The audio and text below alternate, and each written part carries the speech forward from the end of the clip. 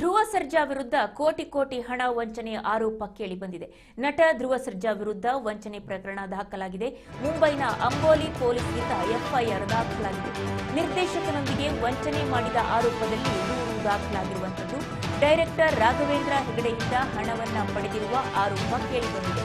ರಾಘವೇಂದ್ರ ಹೆಗಡೆಯಿಂದ 3.15 ಕೋಟಿ ರೂಪಾಯಿಯನ್ನ ಪಡೆದಿದ್ದರಂತೆ ಧ್ರುವ ಸರ್ಜಾ.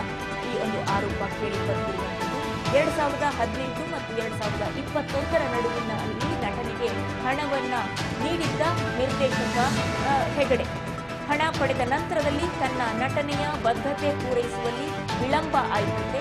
ಯಾವುದೇ ಶೂಟಿಂಗ್ಗೆ ಹಾಜರಾಗದ ಹಿನ್ನೆಲೆಯಲ್ಲಿ ಕೇಸ್ ದಾಖಲು ಮಾಡಲಾಗಿದೆ ಅನ್ನುವಂತಹ ಮಾಹಿತಿ ಲಭ್ಯ ಆಗ್ತಾ ಇದೆ. ಹಣ ಪಡೆದ ನಂತರ ತನ್ನ ನಟನೆಯ ಬದ್ಧತೆಯನ್ನ ಪೂರೈಸುವಲ್ಲಿ ಹಿಂದೆ ಬಿದ್ದಿದ್ದಾರೆ ಅನ್ನುವಂತಹ ನಿಟ್ಟಿನಲ್ಲಿ ಇದೀಗ ಕೇಸ್ ಕೂಡ ದಾಖಲಾಗಿರುವಂತದ್ದು.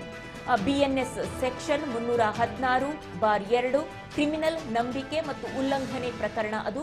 ಹಾಗೆಯೇ ಇನ್ನು 318/4 ಅದು ವಂಚನೆಯ ಪ್ರಕರಣದ ಅಡಿಯಲ್ಲಿ ದಾಖಲಾಗಿರುವಂತದ್ದು FIR. ಅಂಬೋಲಿ ಪೊಲೀಸ್ ಠಾಣೆಯಲ್ಲಿ ಪ್ರಕರಣ ದಾಖಲಾಗಿದೆ. ದಾಖಲೆ ಸಮೇತ ಕೇಸನ್ನ ದಾಖಲು ಮಾಡಲಾಗಿದೆ. ನಟ ಧ್ರುವ ಸರ್ಜಾಗೆ ಹಣ ನೀಡಿರುವ ಕುರಿತು ಒಪ್ಪಂದ ಹಾಗೂ ಹಣಕಾಸಿನ ದಾಖಲೆಗಳು, ಅಗ್ರಿಮೆಂಟ್ಗಳು, ಬ್ಯಾಂಕ್ನಲ್ಲಿ ಹಣದ ವ್ಯವಹಾರ ಮಾಡಿರುವ ದಾಖಲೆ ಸಮೇತ ದೂರನ್ನ ದಾಖಲಿಸಿದ್ದಾರೆ. ಧ್ರುವ ಸರ್ಜಾ ವಿರುದ್ಧ ಇದೀಗ ಕೋಟಿ ಹಣ ವಂಚನೆ ಆರೋಪ ಕೇಳಿ ಬಂದಿರುವಂತದ್ದು. ಈ ನಿಟ್ಟಿನಲ್ಲಿ ದಾಖಲೆ ಸಮೇತ ದೂರನ್ನು ಕೂಡ ದಾಖಲಿಸಲಾಗಿದೆ ಅನ್ನುವಂತಹ ಮಾಹಿತಿ ಲಭ್ಯ ಆಗ್ತಾ ಇರುವಂತದ್ದು. ನಟ ಧ್ರುವ ಸರ್ಜಾ ವಿರುದ್ಧ ವಂಚನೆ ಪ್ರಕರಣ ದಾಖಲಾಗಿದೆ. ಮುಂಬೈನ ಅಂಬೋಲಿ ಪೊಲೀಸ್ ಠಾಣೆಯಲ್ಲಿ ಪ್ರಕರಣ ದಾಖಲಾಗಿದೆ. FIR ದಾಖಲಾಗಿದೆ. ನಿರ್ದೇಶಕನಿಗೆ ಹಣವನ್ನ ವಂಚಿಸಿದಂತಹ ಆರೋಪ. ಡೈರೆಕ್ಟರ್ ರಾಘವೇಂದ್ರ ಹೆಗಡೆಯಿಂದ ಹಣ ಪಡೆದು ನಂತರದಲ್ಲಿ ವಂಚನೆ ಮಾಡಲಾಗಿದೆ ಅನ್ನುವಂತಹ ಆರೋಪ ಕೇಳಿ ಬಂದಿರುವಂತದ್ದು. 3.15 ಕೋಟಿ ರೂಪಾಯಿಯನ್ನ ಪಡೆದು ವಂಚಿಸಲಾಗಿದೆ ಅನ್ನುವಂಥದ್ದು. 2018 ಮತ್ತು 2021 ನಡುವೆ ನಟನಿಗೆ ಹಣವನ್ನ ನೀಡಲಾಗಿತ್ತಂತೆ. ನಿರ್ದೇಶಕ ರಾಘವೇಂದ್ರ ಹೆಗಡೆ ಹಣವನ್ನ ನೀಡಿದ್ರಂತೆ.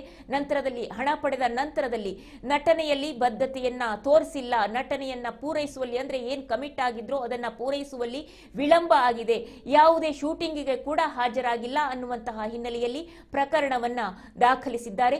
BNS ಸೆಕ್ಷನ್ 316/2 ಕ್ರಿಮಿನಲ್ ನಂಬಿಕೆ ಉಲ್ಲಂಘನೆ ಪ್ರಕರಣದ ಅಡಿಯಲ್ಲಿ ಕೇಸನ್ನ ದಾಖಲಿಸಿದ್ದಾರೆ. ಜೊತೆಯಲ್ಲಿ ಮತ್ತೊಂದು ಕೇಸ್ ದಾಖಲಿಸಿದ್ದಾರೆ. 318/4 ವಂಚನೆ ಪ್ರಕರಣದ ಅಡಿಯಲ್ಲಿ FIR ಅನ್ನ ದಾಖಲಿಸಿದ್ದಾರೆ.